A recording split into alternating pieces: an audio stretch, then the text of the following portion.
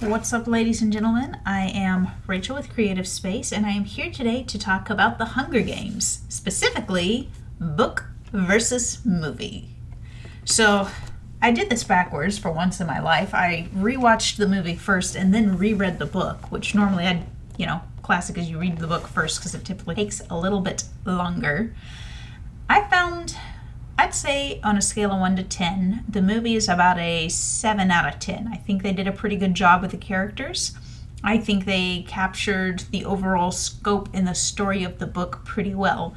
Some criticisms that I've heard leveled against the book adaptation, like the movie itself, I should say, some criticisms are that it puts too much emphasis on the love triangle. It spends too much time basically like Hollywoodizing the story.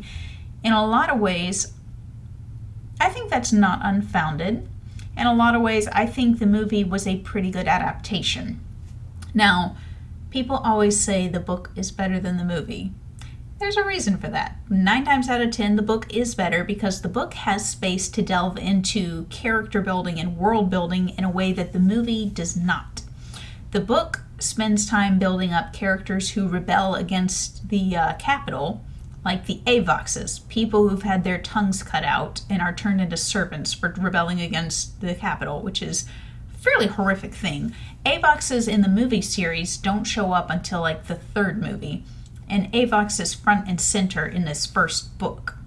Other things are the characters' nuances. Katniss, for instance, in the book is a much sneakier character than she is in the movie. In the movie, I would describe her as very straightforward. My strongest impression watching the movie was that she's not subtle the way that Peeta is. She doesn't know how to play the games. She doesn't know how to work the audience. She has an objective. She takes care of the objective.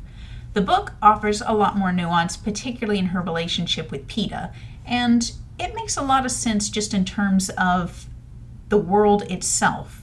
These kids have grown up watching the Hunger Games. They understand how the games work. They understand what is expected of them. So when Katniss realizes that she needs to play up this romance with Peeta in order to win the audience's sympathies, she dives into that, and she doesn't need to be told to do that. She figures that out. I understand that for a movie adaptation, there needs to be a certain degree of reason to explain things to the audience. Otherwise, you wind up with, as you know, Bob dialogue, which everybody hates.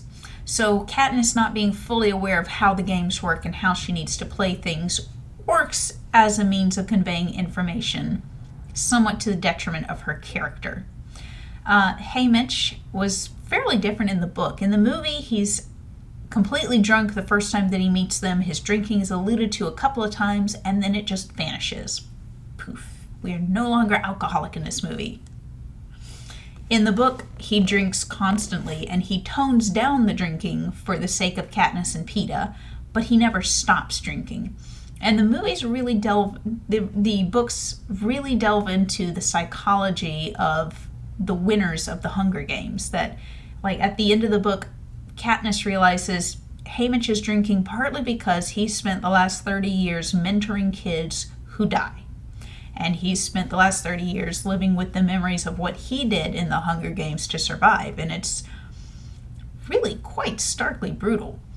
I would describe Suzanne Collins's approach to trauma, PTSD, and the overall realism of what happens as very similar to Arakawa's Full Metal Alchemist.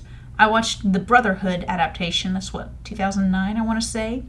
I haven't read all the manga. I would really like to, but Arakawa put a similar amount of thought and care into building up the psychology of PTSD and what different soldiers have gone through. So I think Effie Trinket also suffered a little bit from the adaptation in that she was more vapid in the movie than she was in the book. In the book, she throws herself into trying to do her job well. And you really get the sense that there's this whole culture surrounding the Hunger Games. The stylists, this is their life, and this is Effie's life, that she goes and invests time in these tributes, trying to make them really essentially reality show material. I think the book does a better job of conveying how much this is a reality show and how aware everyone in the book is of this being a reality show. Now, like I said, it's an adaptation. There are things that have to be sacrificed between book and movie. I would say I think there are a couple of things that were sacrificed that should not have been. One of the most famous moments in the first book and the first movie is when Rue dies and Katniss covers her body in flowers and mourns what should have been her opponent. In the movie, this sparks this rebellion throughout the smaller districts, the lesser districts, as they see a complete stranger caring for the kid from their district, and they stage this rebellion against the capital. They rise up and they say, this is not okay that you're killing our children like this. And it's this beautiful moment of humanity. The book explicitly connects that moment to Peeta's speech to Katniss about wanting to die as himself, about not wanting to be a pawn in the capital's game.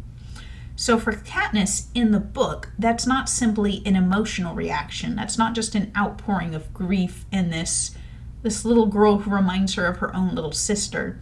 It's an explicit act of defiance as well. And I think that really built up her character, and I think that makes it more plausible that she would so much be the face of the rebellion. I think also that there were different humanizing moments in the book that I would have liked to see in the movie. I would have preferred less time spent on the game masters. I understand they needed it to convey things like what the Tracker Jackers are, because Katniss is not going to sit there and make a speech about how their venom causes hallucinations and possibly death. In the book, she thinks about it. In the book, she's aware of these things. In the movie, it would have been stupid if she just stopped and monologued for a minute. We leave that to the villains. For the Game Masters overall, like, I understand that Seneca was a good point of view character in his dealings with President Snow, but you get to see the pressures of running this game, and you get to see the reality show from the other side of the cameras. I would honestly have cut a little bit more of that for a few more of the humanizing moments from the book. In the book, before they go into the Hunger Games, Peeta tells Katniss about the different breads from the different districts. There's one from District 4 that's got seaweed in it, and there's one from District 11 that's like studded with grains and stuff. And after Rue, who is from District 11, dies, Katniss receives a sponsor present that is a piece of bread from District 11.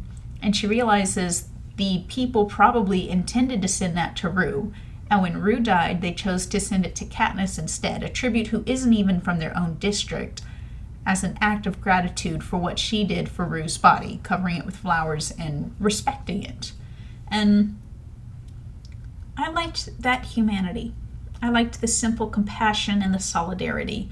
And while it was cool to see the rebellion that she sparked, I would have also liked to see the humanity that her act engendered. Like, I thought that was very cool.